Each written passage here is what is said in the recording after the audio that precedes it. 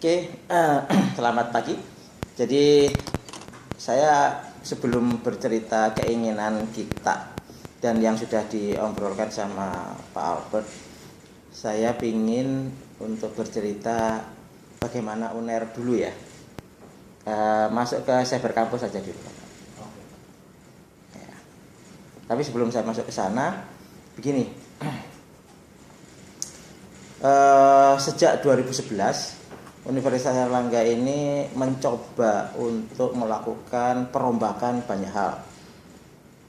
Begitu, kami telah melakukan perombakan di sana sini. Begitu, tujuannya apa? Tujuannya adalah memastikan bahwa sistem informasi, teknologi informasi itu tidak boleh dibangun sembarangan. Harus by design. Maka untuk itu terjadi perombakan macam-macam dan komitmen kami bahwa IT ini harus mampu membawa branding universitas. Fokusnya ke sana. Jadi bukan hanya sekedar untuk servis kepada mahasiswa, bukannya sekedar itu. Tapi lebih fokus ke branding universitas.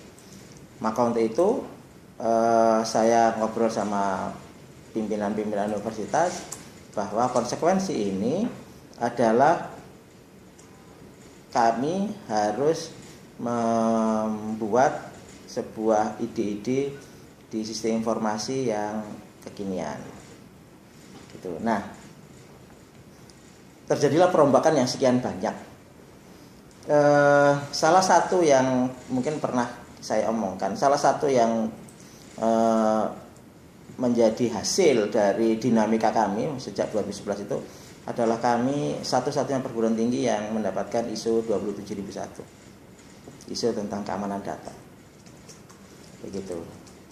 Dan kami dari recognize-nya TSK, The Smart Campus University yang dilakukan oleh Telkom, itu kami peringkat ke-4, yang kemarin peringkat ke-5 sebelumnya. Begitu. Kami sudah di atas perguruan tinggi yang berbau teknik.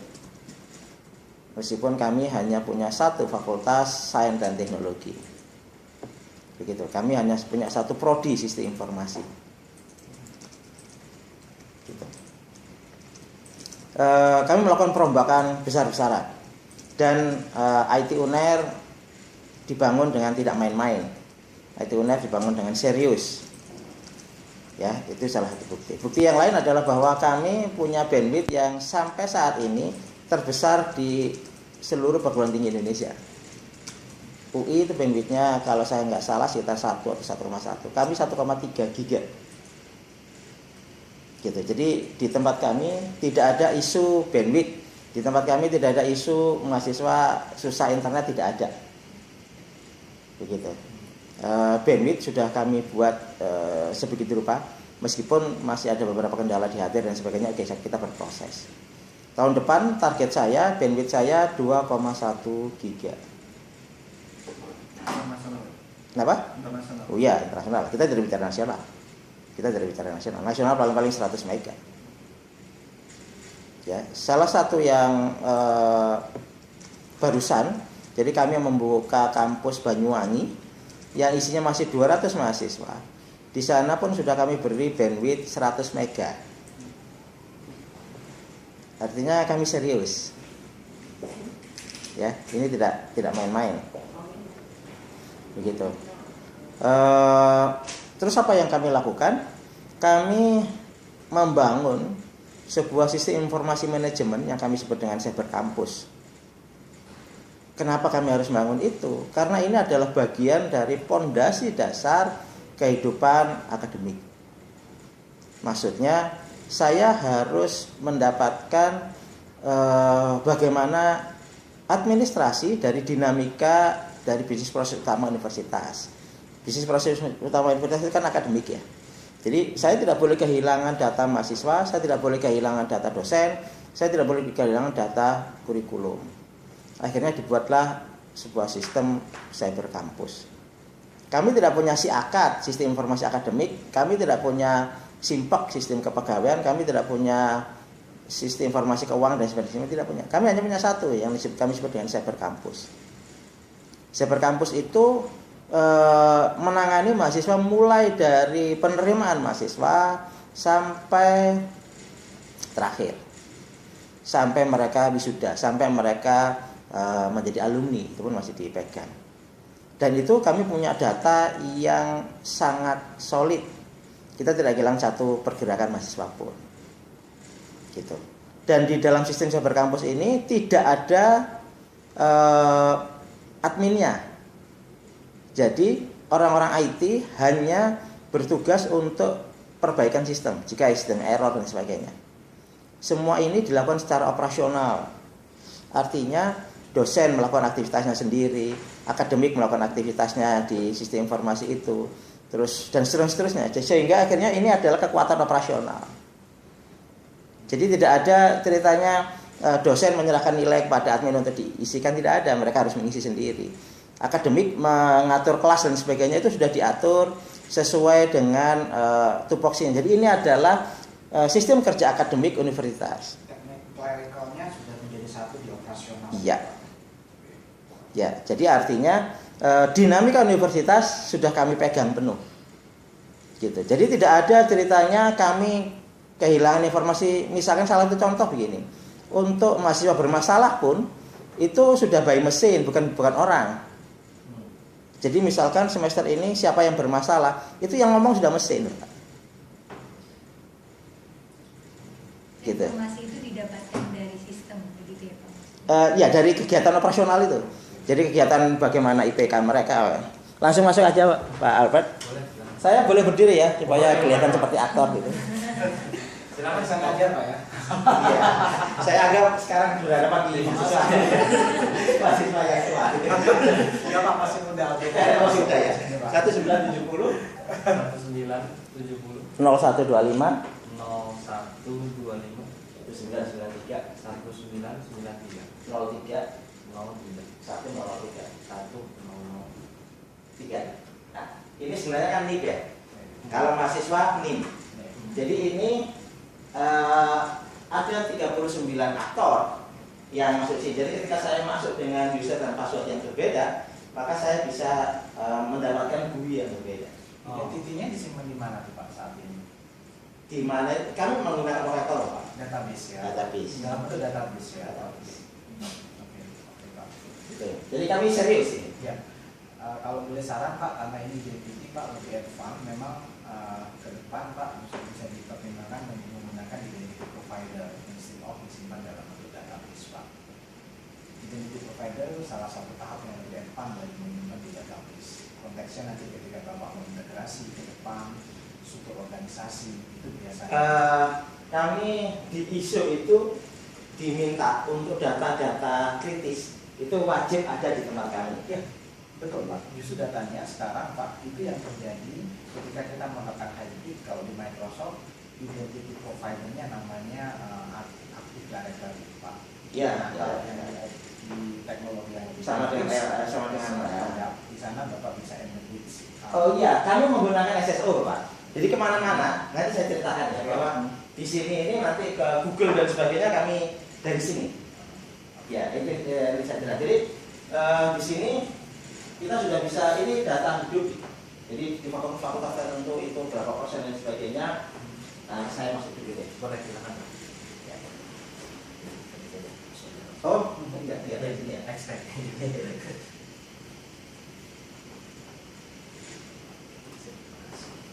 Nah, di kontrol minus saja, kayaknya terlalu gede. Oh. Di full kan? Kemudian ini, nah, ini adalah menu dosen dan pimpinan. Karena saya pimpinan, ada beberapa menu nanti yang saya. Ini menu dosen. Jadi ini semua data itu sudah diisi berdasarkan berdasarkan tupoksi ya, tugas pokok deduksi. Gitu. Ini adalah semua adalah portofolio saya. Coba ke bawah Bapak. Ini evaluasi dosen di atas. Nah itu dipilih salah satu saja. misalkan sebentar dari sini aja. Nah, ini mengalir. Jadi artinya setiap kali mahasiswa mau mengambil mata kuliah tertentu, maka dia dicegat untuk melakukan koreksi terhadap ini salah juga maksudnya. Jadi artinya kami tidak kehilangan satu mahasiswa pun untuk melakukan koreksi. Saya nilainya berapa ini salah itu sampai 4, ini 4. Ya. Nah kemudian jadwal terbentuk. Nah ini adalah jadi ini tidak ada orang yang mengetikkan jadwal ini jadi dengan sendirinya. Jadi mahasiswa mengambil dan sebagainya, Bapak Ibu klik ini pun. Jadi ketika mahasiswa itu melakukan KPR atau pengulangan dan sebagainya, maka ya otomatis hilang sendiri.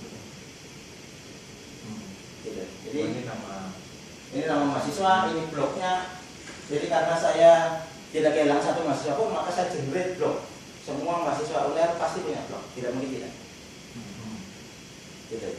Semua mahasiswa UNER saya tahu nomornya. Oh ya. Oh, oke. Gitu.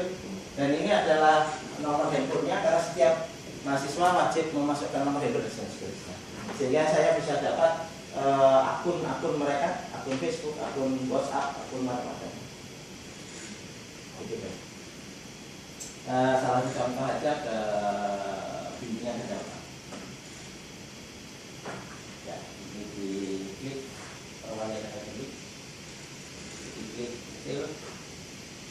Ini anak wali saya, tinggal tiket. Ini contoh saja bahwa mungkin terus di bawah. Ini adalah nilai mereka terus ke bawah. Nah ini adalah yang diambil dan sekarang diproses, yang dia gagal, yang hijau ini sudah diambil dan mendapatkan nilai dan lulus.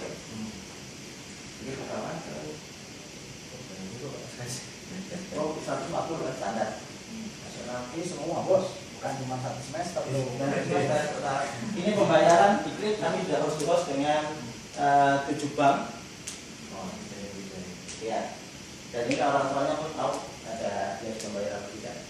Jadi langsung otomatis dari kami misalnya memang pada hari itu jam sekian itu, dan kita bisa menutup. Jadi pada jam sekian sudah ditutup, itu semua bank langsung tertutup. Jadi mau pakai itu, kenapa? Oh, apa itu? Untuk pembayaran. Oh ini tutup pembayaran. Ya. Tutup apa? Jadi untuk Oke, ke bawah. Nah ini sampai kegiatan mereka dan sebagainya itu tergantung mereka ada kegiatan atau tidak. Artinya saya tidak kehilangan satu mahasiswa pun. Kegiatan akademik oke ke atas apa? Yang ini aja. Jadi kita ada beli data, kemudian buka password. Ini saya kita pindah aja ke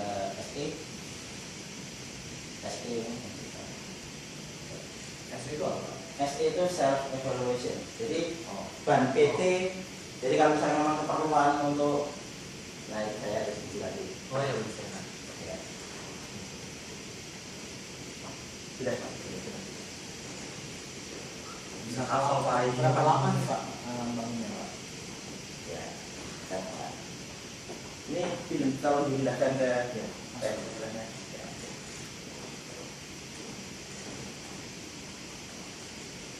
Hafal ya Pak, ID-nya macam begitu. ya apa? Itu tahun ya, 1970 itu tahun lahir, 01 itu bos. Yang kali penggajian maksudnya pakai itu. Berarti apa lagi? Diklik fakultas saja.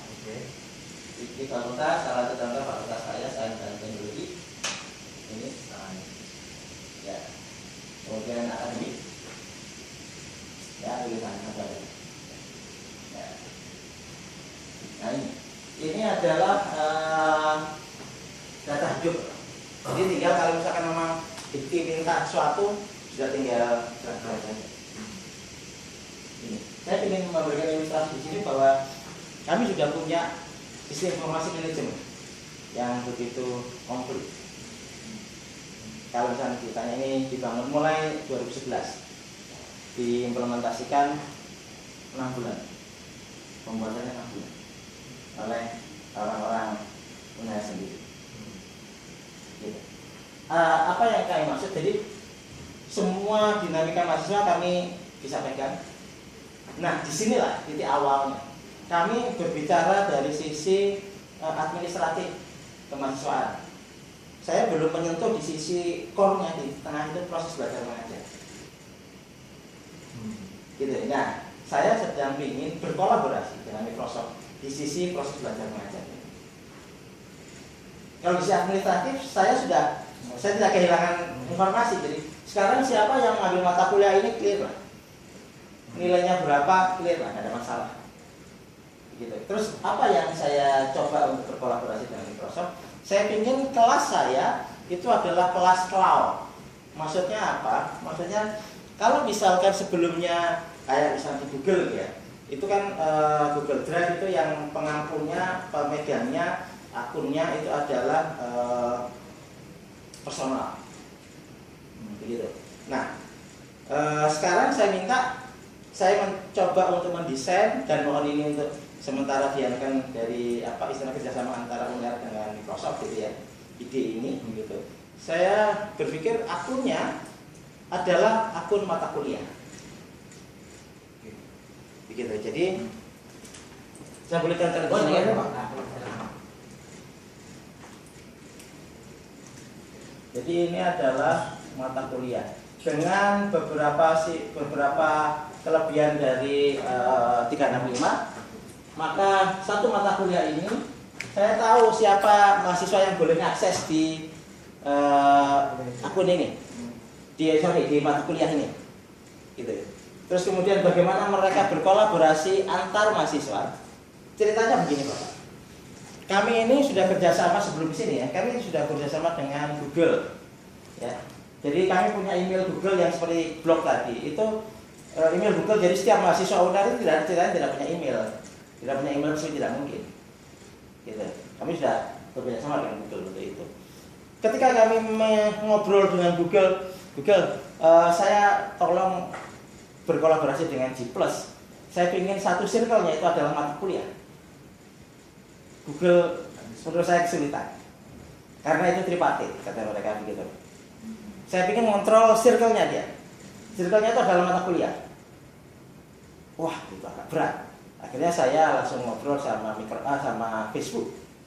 Karena mahasiswa kami tidak punya Facebook. Kerja kami di lewat Facebook. Saya tunjukkan. Coba masuk ke Rek Maba. Satu halaman ke kanan baru. Ya. Rek Maba. Pakai G Pak. Registrasi aja baru. Katakannya. Ya, sudah benar Pak Siti.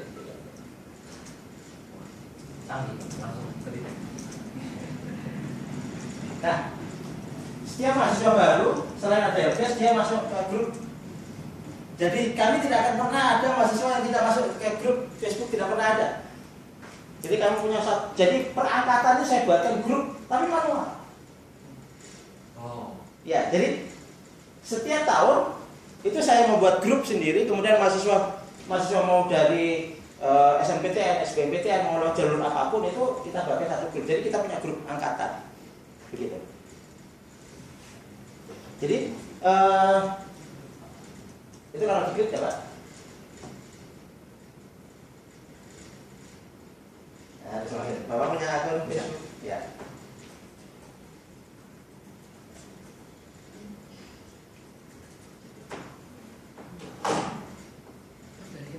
Ya. Ini grup Masyarakat 2015. Setiap tahun kami punya grup sendiri. Dan bukan hanya itu. Setiap unit kerja kami buatkan grup.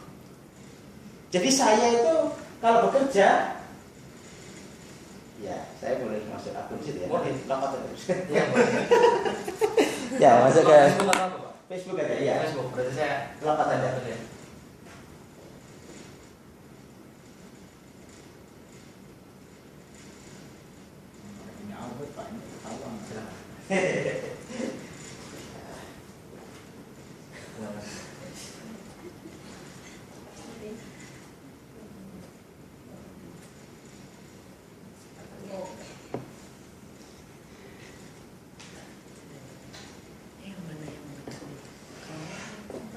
Salah. Bentar. Lupa. Saya nggak pernah ngapal passwordnya, jadi saya di sini langsung muncul nih.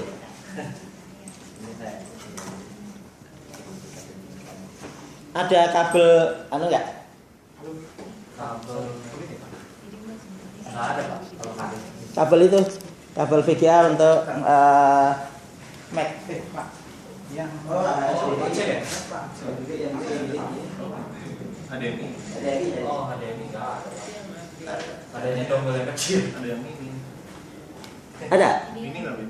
Ini. Oh, yang gede ya ini. Kayaknya ada kok. Oke.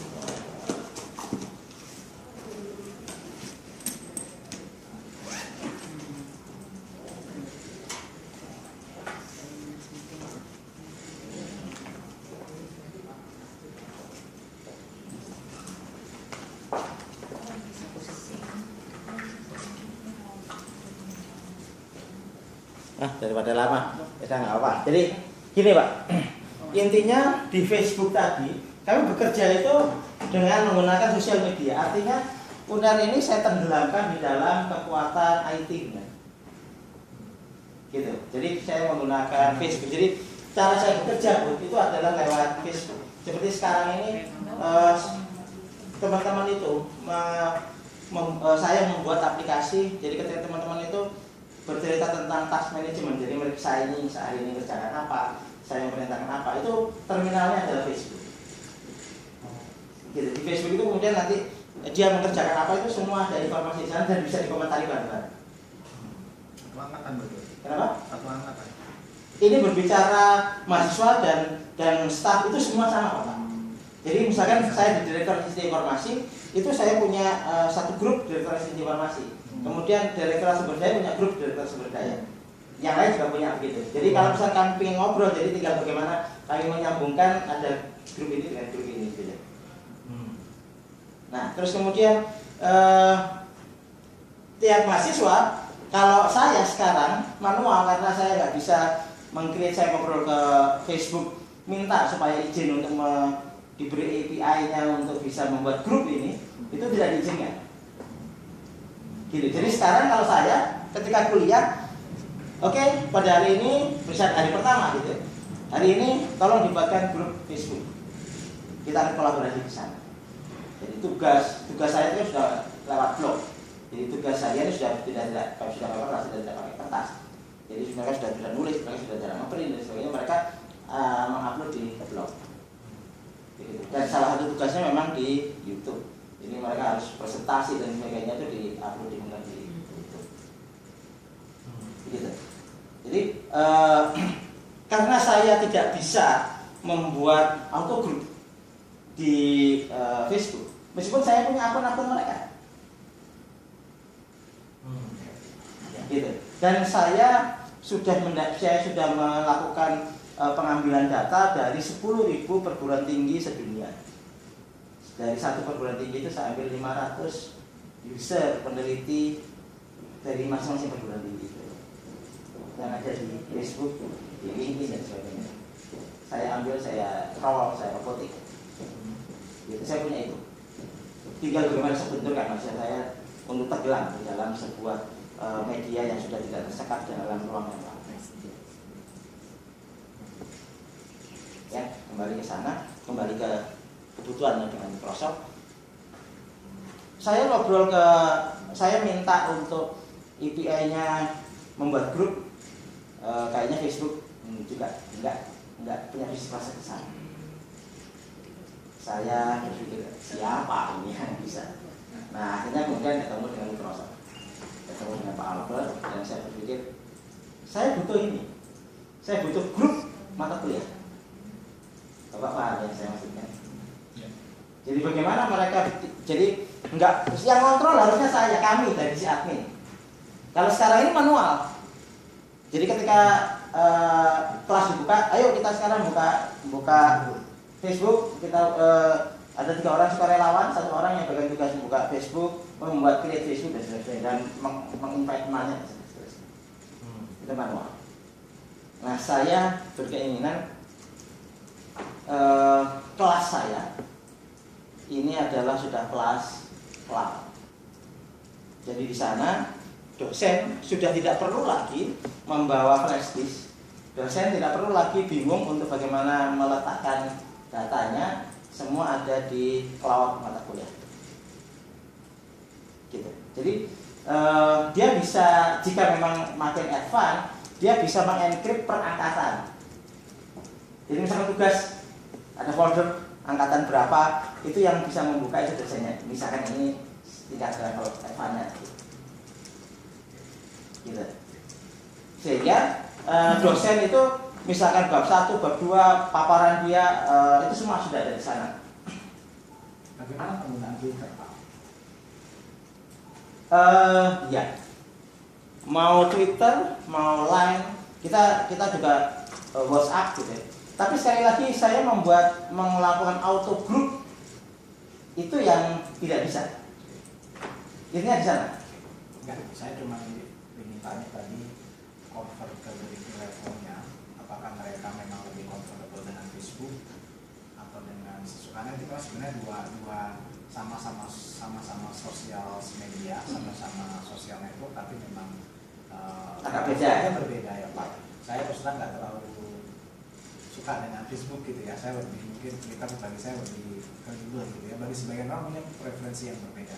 Nah, cuma maksud saya secara kalau saya lihat tadi yang muncul dari pemaparan Bapak, penggunaan yang paling dominan selain Facebook tadi ada ada YouTube gitu ya Pak. Tapi sosial media yang sifatnya pendek-pendek kayak Twitter justru memang kurang tidak Bapak. Jadi sebenarnya Twitter juga kita asuh, cuma kita memang fokus di manajemen administrasi pengontrolnya mengenai Facebook. Jadi Twitter kita punya Twitter, kita juga ngobrol dengan mereka lewat Twitter, kita punya official di itu dan sebagainya, tapi hanya sekedar untuk connectivity, menjaga connectivity. Tapi administrasi akademik itu belum ada. Ya, di Facebook ini yang kita ingin ada sesuatu gitu. Jadi kalau misalkan memang kita kerjasama dengan Microsoft, harapan saya di sana itu nanti ada link ke YouTube, link ke mereka melakukan conference dan sebagainya gitu ya, dari per mata kuliah tadi. Jadi kelas itu dosen sudah tidak perlu lagi. Saya kemarin itu makanya ke IBM, saya ke Cisco dan terakhir ke HP, saya berbicara BYOD gitu ya, Beyond Your Device. Jadi maksud saya setelah ada perangkat mata kuliah di cloud, maka mereka sudah bisa menggunakan semua device yang mereka punya. Di kelas itu bagi kami sudah tidak ada isu lagi untuk bagaimana memasukkan internet di dalam kelas, itu hal yang biasa gitu. Jadi dan mahasiswa kami tidak ada ceritanya yang tidak punya device untuk bisa melakukan aktivitas di cloud, itu sudah tidak ada isu gitu. Nah, dari sini saya ingin memonitor mereka dengan BYOD-nya vendor device, dan saya ingin kerjasama cloud-nya dengan Microsoft ada di sini. Gitu. Nah, saya mikirnya begini, ujungnya dari pembelajaran itu akan sebenarnya adalah bukan mereka penghafal dari materi, bukan mereka pemaham materi, tapi mereka ahli solusi gitu. Jadi ketika mata kuliah ini anggap saja ada 5.000 atau 6.000 mata kuliah yang ada, nanti akan dibuat satu grup, yaitu grup tematik. Kemudian di sini ada beberapa grup, di sini langsung masuk ke sosial media. Jadi saya berpikir pada titik tertentu nanti ada tema-tema yang dibahas dari yang ada di kelas itu langsung disemburkan kepada masyarakat dan untuk dibahas bareng-bareng di masyarakat. Misalkan membahas tentang bagaimana lidah matahari seperti di tempat saya gitu ya. Itu kami membahas di kelas, tapi ada wilayah di mana kami akan membahas langsung dengan masyarakat gitu. Ada di sini. Begitu, paling tidak sederhana seperti itu. Oke, jadi terima kasih. Sosial medianya itu Pak, sekedar klarifikasi Pak, tidak hanya dalam konteks untuk menjalin komunikasi community, tapi juga untuk berbicara atau berdiskusi lebih jauh dengan khalayak lebih ramai itu ya Pak. Kalau yang di sini enggak? Hanya di sana ya. Kalau yang di sini hanya yang di sini. Oke. Jadi ada di sini, nanti beberapa kelas di sini akan masuk di dalam tematik, dan beberapa tematik ini akan masuk di dalam satu grup sosial media. Oke Pak. Ya. Oke.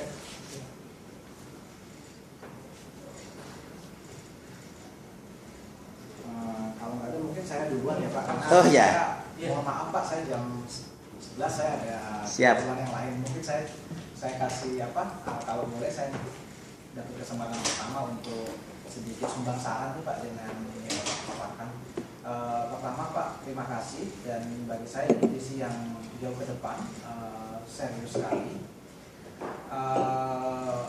Kami sebenarnya juga kami Pak dari NAPOR punya juga concerns atau punya juga R&D yang mungkin kurang lebih mengarah ke hal yang mirip lah Pak, cuman dengan cara yang sedikit berbeda. Kami juga punya passion untuk bangun solusi sebagai salah satu sumbangsi kami Pak di dunia pendidikan. Jadi kenapa saya mau sejujurnya Pak Mesif kami dengan Microsoft ini tidak dimulai dari wilayah edukasi Pak. Edukasi itu termasuk yang agak belakang Pak. Setelah Pak Alfred masuk mungkin lebih intensif Pak Mesif. Kami memang lebih banyak di komersial, tapi kami dari dulu Pak memang e-learning itu satu yang kita kembangkan. Cuman energinya itu terbatas Pak, sehingga kami fokus yang mana dulu. Singkat cerita Pak, kalau saya lihat dari yang Bapak paparkan, sebenarnya dari Microsoft punya portofolio yang mungkin bisa memenuhi harapan Bapak. Yang pertama tadi Pak dalam konteks untuk dokumen manajemen. Di Microsoft ada OneDrive yang solusi itu sebetulnya bisa dilakukan di dua hal Pak, apakah itu di premise dan di cloud yang nanti bisa kita kombinasikan. Kemudian untuk memanage sosial media yang Bapak harapkan, seperti tadi kesulitan memanage grup di Facebook. Nah, Microsoft punya 2 tahun lalu Pak itu mengakuisisi namanya Yammer. Itu adalah sosial media yang seperti kombinasi antara Twitter sama Facebook, tapi lebih enterprise Pak, karena itu bisa lebih tertutup dalam konteks lebih bisa dimanage Pak. Bapak yang juga dibikin grup dan seterusnya itu nggak terlalu isu. Nah, dan itu Pak memungkinkan untuk connect ke sosial media yang lain seperti Facebook dan Twitter. Saya rasa solusi itu perfect Pak, bisa diterapin. Nah, yang menjadi penting Pak, kalau saya lihat tadi masa identity Pak, ada identity management jadi hal yang sangat krusial. Kalau mungkin Bapak hari ini ada di Oracle, nanti kita bisa bedah lebih jauh. Kita punya experience cukup panjang integrasikan entity Pak, terutama di university itu cukup challenging. Sebagian mereka masih punya platform di LDAP, ketika mau ke 365 ini juga jadi technical concern tersendiri. Ada juga yang masih cukup tradisional, quote unquote, menyimpan dalam database dan enkripsi dan seterusnya. Tapi itu adalah identity yang menurut kami agak pseudo identity, karena kalau identity yang lebih serius memang ada identity providernya. Konteksnya nanti untuk SSO tidak hanya passwords dan username password yang di sync up, tetapi ada sessions, control management yang juga berjalan Pak. Ketika kita integrasikan misalkan Yammer, Facebook, Twitter, itu akan jadi sangat relevan diskusinya, bahkan mungkin jadi cukup krusial Pak. Nah, secara solusi Pak itu bisa diadres dari yang sudah ada saat ini, 365 portfolio itu sudah punya, tinggal nanti secara gap analisis kita perlu lihat mana yang perlu, dan itu saya rasa tidak as is ya Pak, ada fase implementasi development yang cukup besar yang harus dilakukan, karena di Yammer sendiri Pak basically sudah bisa memenuhi itu, tapi perlu ada beberapa fase implementasi. Begitu juga di dokumen manajemen.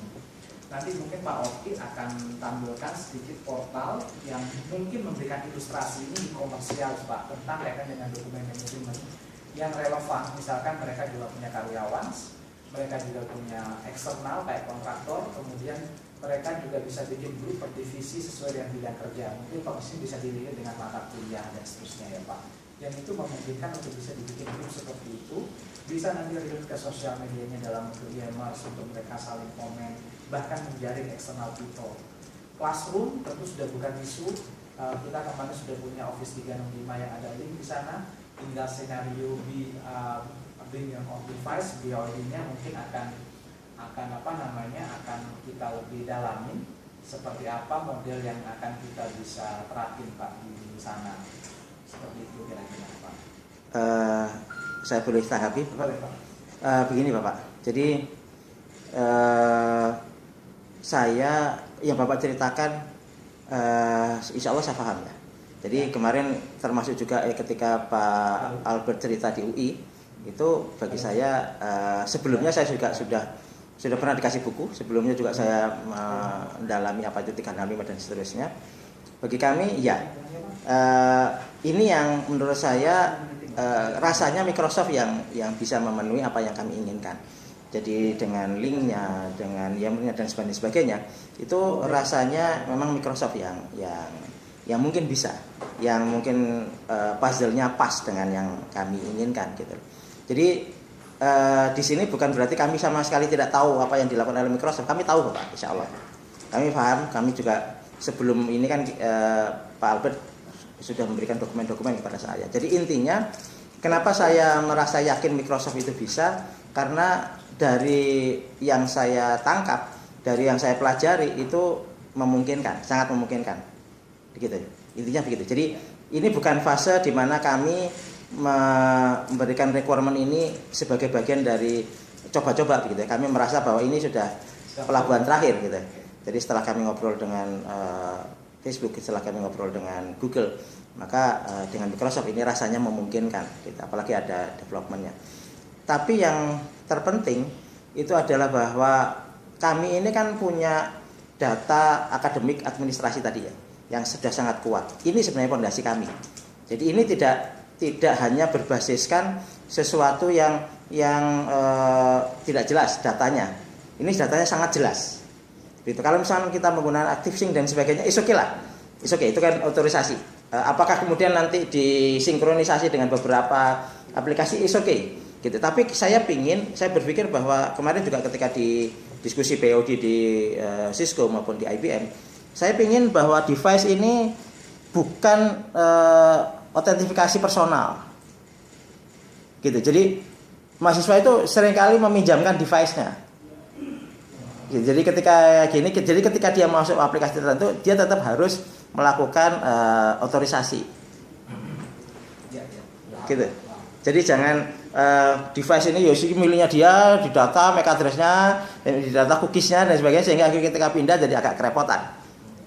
Gitu. Ya. Nah, it's okay, gitu. Saya sangat-sangat paham bahwa Microsoft, apalagi dengan ada developernya, itu bisa akan menyelesaikan apa yang coba kita buat. Dan yang saya inginkan, saya ingin ini dicoba untuk bisnis proses seperti ini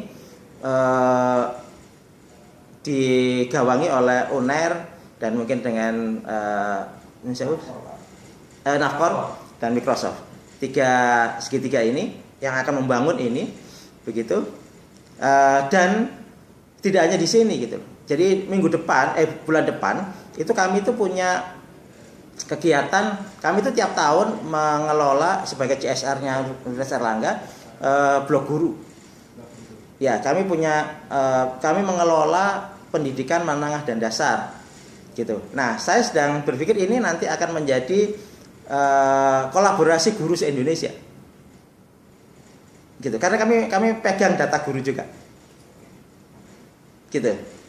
Nah, untuk yang ke depan harapan saya Microsoft bisa ikut hadir di dalam acara itu, di acara guru itu, guru blogger. Jadi kami tiap tahun akan mengadakan konferensi guru blogger se-Indonesia, konferensi guru melek internet se-Indonesia. Tiap tahun kami lakukan itu. Gitu, dan ini mungkin sudah tahun keempat atau tahun kelima. Nah, saya akan menawarkan solusi itu kepada guru-guru se-Indonesia ini. Jadi nanti ada satu drive yang isinya itu adalah drive mata pelajaran geografi untuk SMA kelas 3 misalnya seperti itu. Itu nanti guru se-Indonesia bisa masuk ke sana. Untuk bisa ngobrol, untuk bisa chatting, adminnya kami akan mengelola. Begitu. Nah, kalau misalnya memang bisa seperti itu, maka bulan depan kalau bisa Microsoft ikut untuk berbicara Surabaya, di Erlangga ke Pak Heru saja, Pak. Oh, karena kebetulan harusnya bulan depan saya ada jadwal ke Surabaya juga sih. Oh iya, Pas, ya. betul, makanya mau di. Ya. Berarti senang banget Pak Surabaya. Ada sesuatu mungkin. Tapi Bapak bisa bayangkan ya.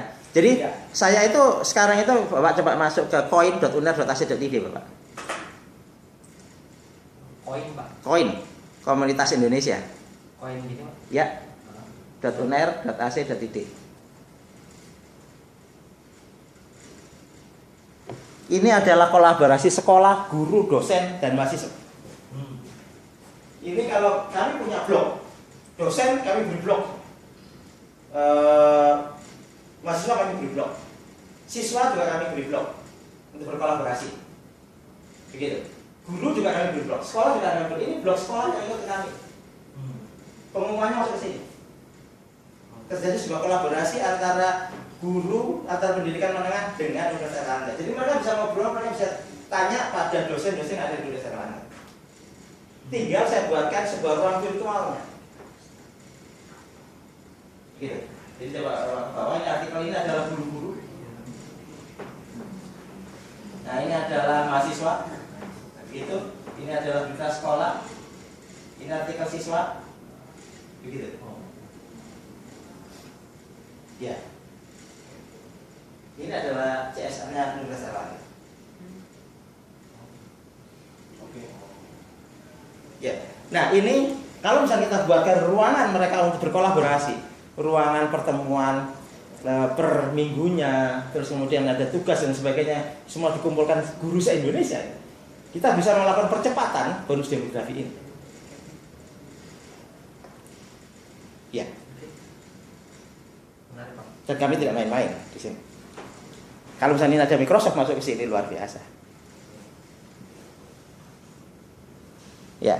Ini untuk Untuk guru yang tingkat program K12. ini sebetulnya Kenapa? jadi- Untuk guru tingkat K12. K12 itu maksudnya gimana? TK sampai SMA. Oh iya. Ya. Oke. Karena kita punya program. Ya, kita punya program dari kebetulan saya punya satu teman namanya Pak Obert, dia ngurusin untuk partner e-learning untuk guru Pak. Jadi untuk training guru, gitu. Kita trainingin guru juga. Saat ini paling banyak guru yang di training itu dari Jogja. Jadi banyak banget Master Teacher of Microsoft itu ada di Jogja. Jadi guru yang di training kalau sudah menjadi fasilitator kita namakan itu adalah Master Teacher of Microsoft. Jadi dia merepresentasikan Microsoft, mentraining guru yang lain dengan menggunakan teknologi, berbasis teknologi. Ya topiknya nanti tergantung dari setiap guru itu ingin membawakan apa. Ya, monggo saja. Apakah memang ini bisa dikolaborasikan? Saya sedang berpikir bahwa sekarang ini fase yang akan datang, tahun yang akan datang, fasenya adalah membuat guru Indonesia itu sudah go to cloud. Ya, go to 365. Bapak buka saja guru-indonesia.net.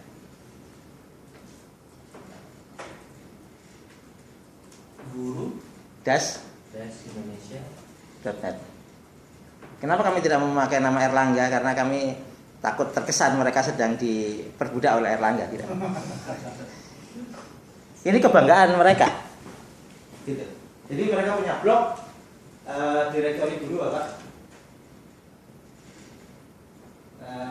Direktori bidang studi. Nah, ini guru itu mendaftar di bidang studinya. Jadi siswa yang ada di Papua itu bisa ngobrol dengan guru biologi, dengan guru macam-macam yang ada di Jawa, di Surabaya, di Jakarta. Gitu. Dan ini kita pakai Yahoo Messenger. Coba Yahoo Messenger sudah nggak aku. Ini harus saya ganti. Ini Yahoo Messenger. Sebenarnya saya ingin berkolaborasi itu. Jadi siswa bisa langsung ngobrol dengan para guru. Nah nanti ini saya masukkan ini adalah dia saja, ini langsung masuk ke cloud 365 itu. Ya, mereka sudah mendeklarasikan sebagai guru apa dan sebagainya.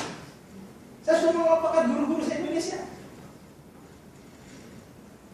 Ini pun Menteri Pendidikan saya nggak tahu. Sekali penting lah. Yang penting bergerak untuk kepentingan bangsa. Menterinya nggak sempat Pak. Oh iya. Ini direkam Pak. Jangan lupa itu. Nah, Kalau dulu saya nggak sempat Pak. Saya sebenarnya nggak tahu kan apa nggak sempat sih. ya.